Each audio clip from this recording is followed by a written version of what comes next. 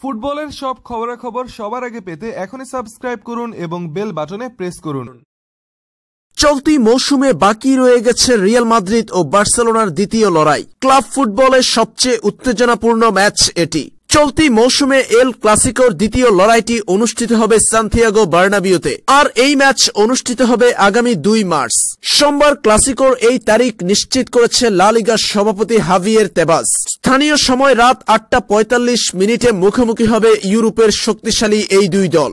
2 March স্থানীয় সময় রাত 8:45 এই ম্যাচটি হওয়ার বিষয়ে নিশ্চিত করেছে লা লিগার সভাপতি। এর আগে 28 অক্টোবর ক্যাম্প নুয়ে মৌসুমের প্রথম দেখায় লুইস সুয়ারেজের হ্যাট্রিকে রিয়াল মাদ্রিদকে 5-1 গোলে উড়িয়ে দিয়েছিল বার্সেলোনা। বিব্রতকর ওই হারের পরদিন কোচ লোপেতেগুয়েকে ছাঁটাই করেছে রিয়াল। এরপর ক্লাবের দায়িত্ব পান আর্জেন্টাইন কোচ সান্তিয়াগো সোলারি।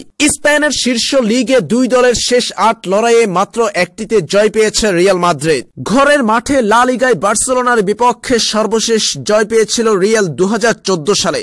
চলতি মৌসুমে বারবার পথ হারানো রিয়াল মাদ্রিদ এখন পর্যন্ত লিগে 6টি হারের মুখ দেখেছে। 19 ম্যাচে 10 জয় 3 ড্রয়ে 33 পয়েন্ট নিয়ে চতুর্থ স্থানে আছে তারা। অন্যদিকে রিয়ালের চেয়ে 10 পয়েন্ট এগিয়ে শীর্ষস্থানে আছে বার্সেলোনা।